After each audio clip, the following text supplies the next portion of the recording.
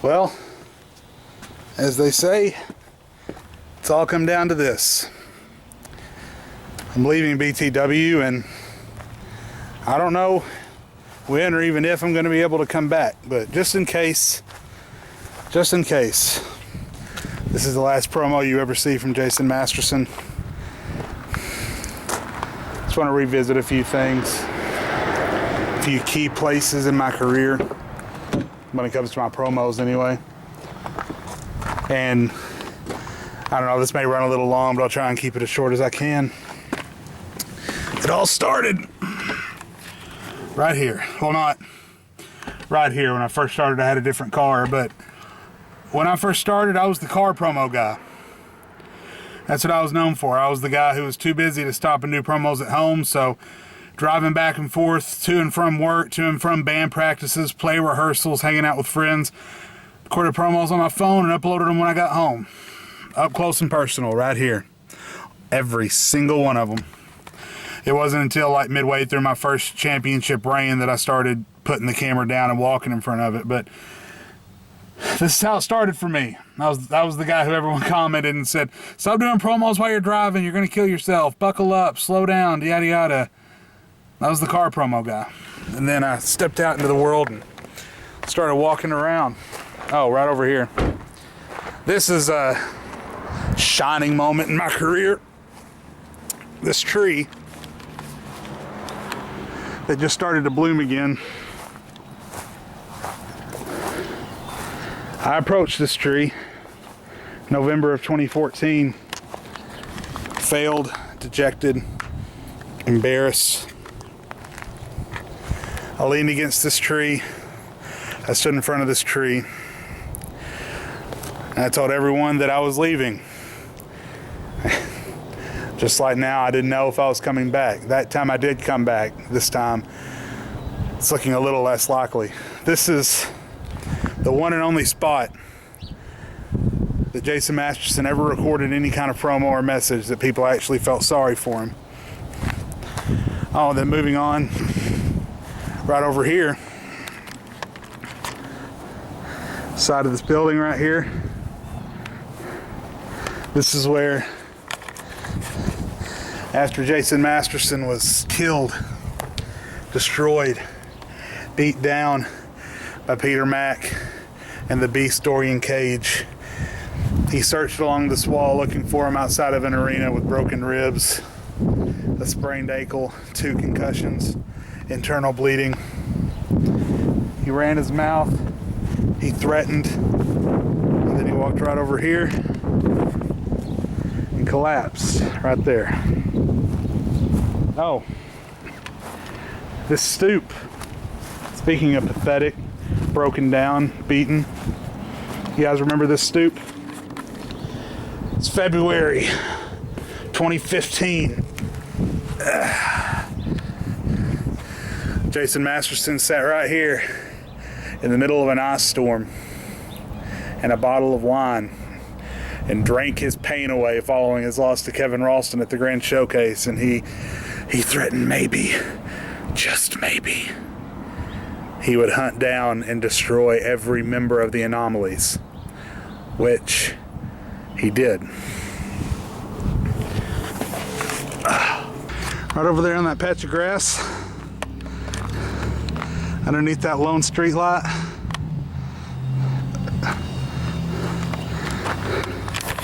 whenever I had big matches coming up, I always said the night before, I went out in the dark and walked, collected my thoughts, strategized. That spot right there, underneath that lone street light, right here in the gravel. This is where that walking, talking, and thinking came from. The night before I beat DC's Amcham at Heatwave. The night before I faced Kevin Ralston at the Grand Showcase. The night before I faced Zach Murphy in the Buried Alive match. Right here is where the final preparations took place. This porch is where I sat while Shirai, Silva, and Blaze partied in there with God knows who. And I talked about the Internet Championship and winning it at Locked and Loaded. with a towel over my shoulder, looking like a personal trainer who had no business in that profession. And then we enter the front door.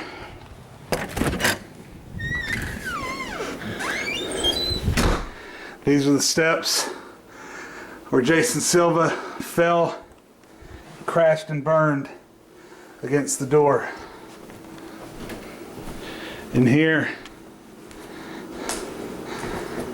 this was my makeshift promo area for a time. There used to be a TV standing right there. I put the camera on it, pointed it this way. Right here is where I celebrated winning my second world championship at Annual Assault.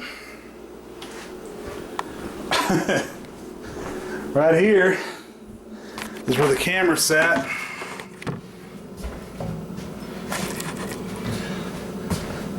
During my first sponsored commercial. Oh hey, didn't see you there. I'm the BTW champion and the leader of the Four Horsemen, the one and only Jason Masterson. Eat Ritz crackers, they're delicious. That was a lot of fun. Oh, right here.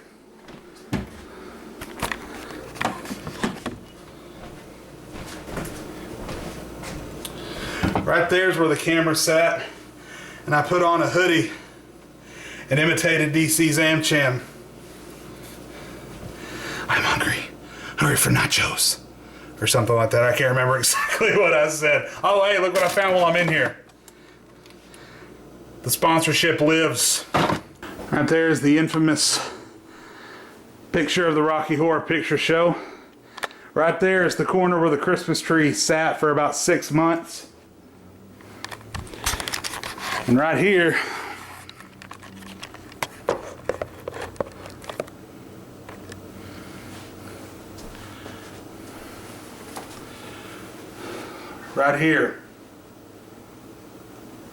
this is where the magic happened.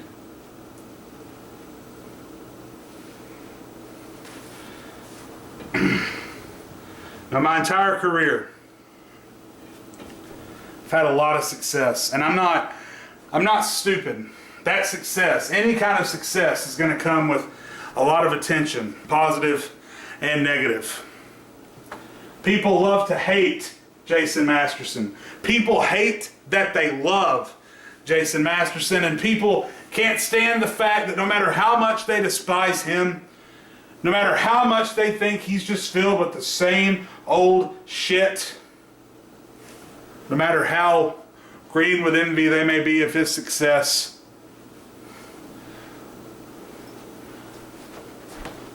when he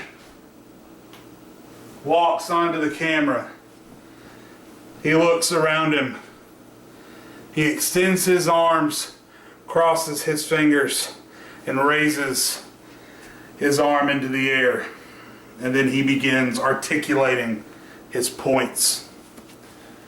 People can't stop listening. People say I don't deserve some of the accolades I receive. That's fine. Everyone is more than entitled to their opinion. People have also drawn a problem with BTW's Jason Masterson Appreciation Week. And listen, kayfabe or no kayfabe, I want to assure everyone that I had nothing to do with that. And that's really an indicator of my entire career. I went to Zach Murphy, told him that I needed to retire. I didn't say, before I retire, you should dedicate a whole week to me.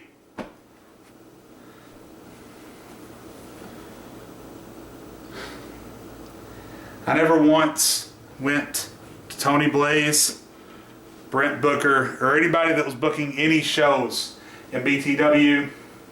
I never once said, I should win this match. I should be having these titles. If this person wins, I quit. I'm better than this person. How dare you put that person over me? Now sure, from time to time, just like everyone else in this company, have I said, I'd like to do this. It would be cool if we did that. If we ever did this, I would be so happy. Have I ever done that? Yeah, hell yeah, I have. And some of my ideas I see happen, I got to bring to life through being a writer.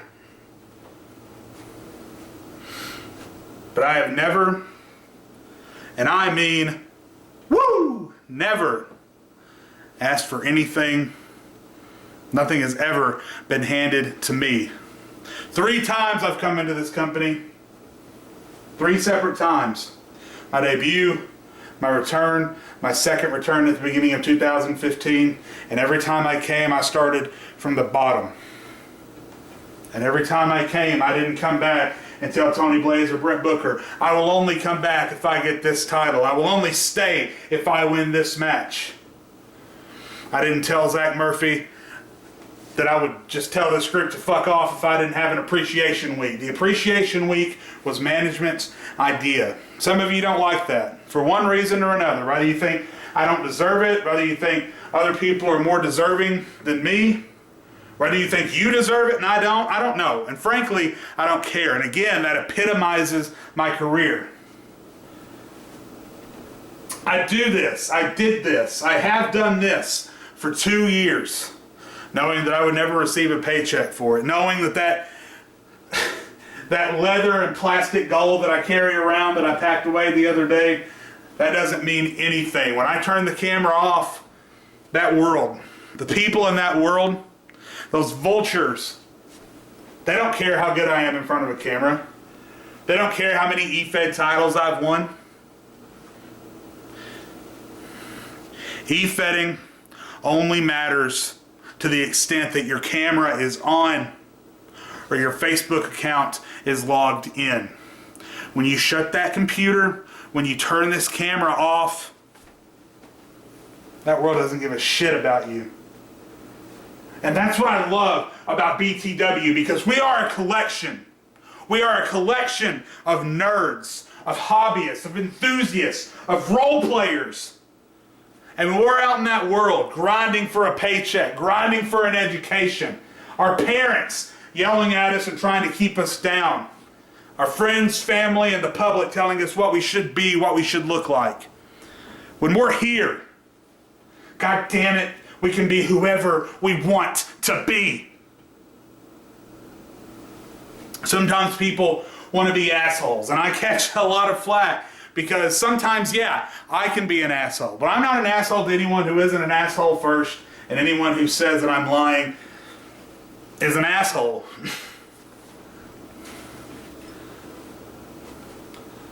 You come in here with a bad attitude, you come in here and try and call your shots, you get butthurt, you get emotional, you get upset over nothing. Yeah, I'm going to call you out on it. But look at the people that I've called out. Okay, just look at the list. Franklin Zamora once told me to kill myself. And now, frankly, he's one of my better friends that I have in BTW.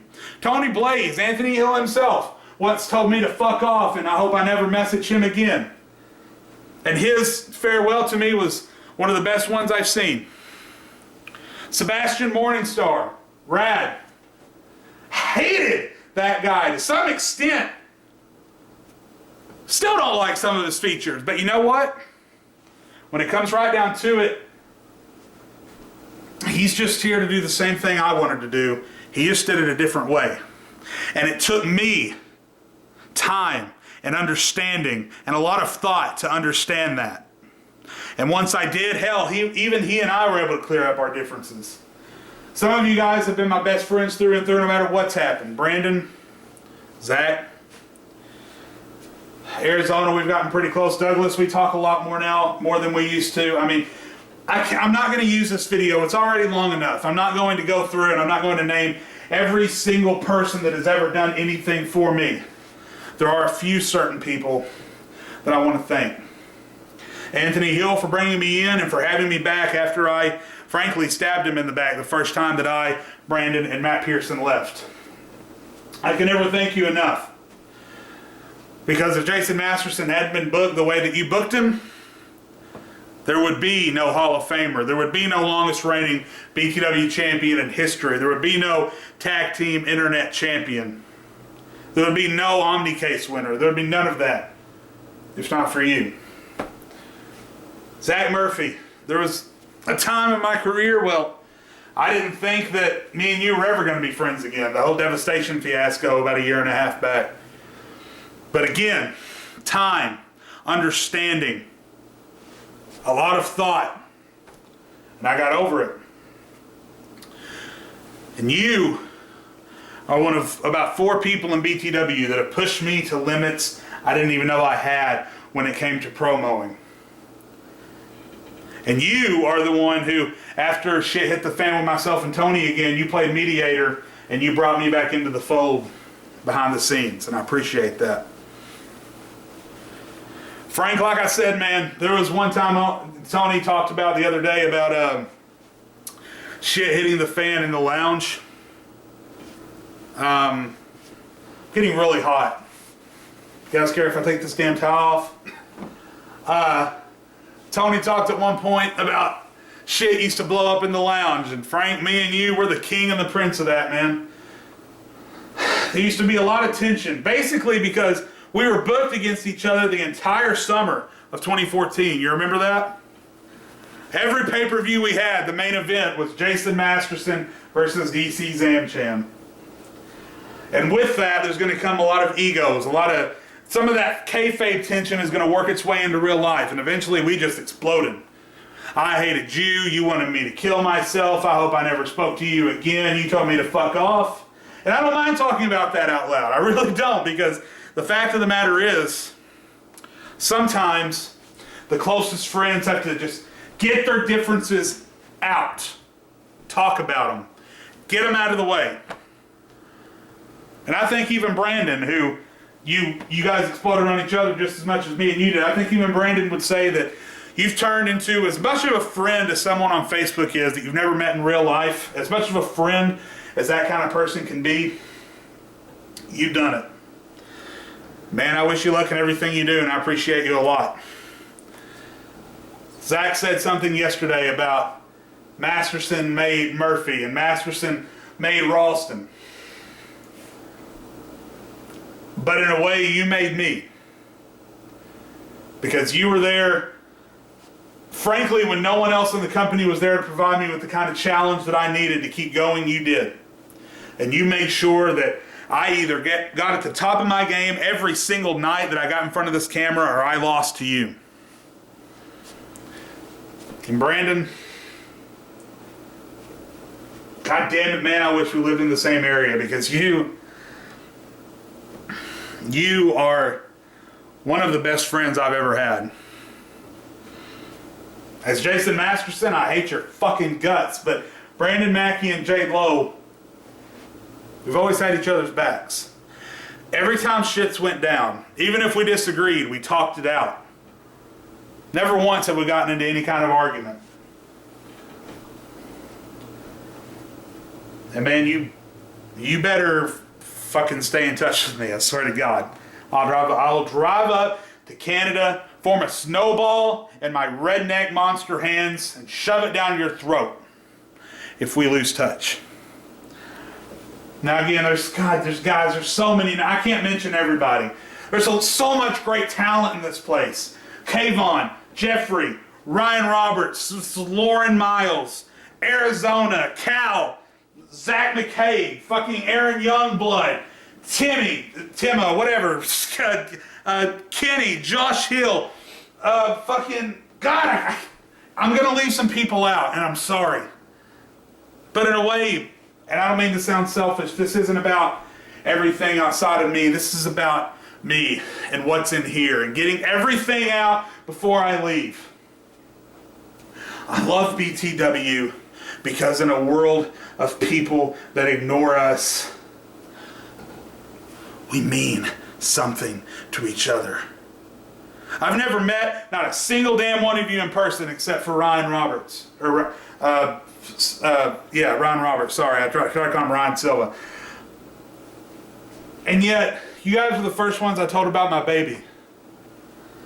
You guys were the first ones I went to when Shayna and I had problems. And maybe, admittedly, that's because I knew you were just Facebook friends and I didn't have to look at you in person and get my emotions out. And I didn't have to go to my family and friends and have them judge me. I could get unbiased advice because you guys didn't grow up with me. So in a way, You guys are going to be more honest with me than my family or friends ever could be. Listen, I don't have much time left on this camera. I've accomplished so much here. I would not be the person I am today without BTW, not by a long shot. This place has given me confidence. It showed me a talent that I didn't even know I had. It's given me confidence as an actor, hell, as a singer, as an overall performer, and as a person. I've learned things here that I would have never learned anywhere else, and there is nothing that I can do to repay this place for that. People think I need an appreciation because of everything I've done for BTW. I can't give BTW enough appreciation for everything that it's done for me. And I mean that. So as I leave, everybody should just know that I will stay present in the groups. I will still be here to read your promos. You need advice? God damn it, message me and I will message you as soon as I can. You want me to read a promo? Message me and I will read it as soon as I can. I will still be around. But unfortunately, or maybe fortunately, I'm going to be a daddy. It's a dream of mine come true. So for now, as we always say, it's BTW's catchphrase, real life comes first. So I have to put BTW on hold.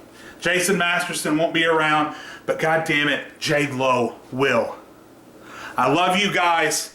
I love this group. I love this company. I love what we're about, and I hope that this reminds some of you exactly what special thing we have going on here. And I hope that none of you forget that in this world, there are two kinds of people. There's the one and only Jason Masterson. And then there is everybody else.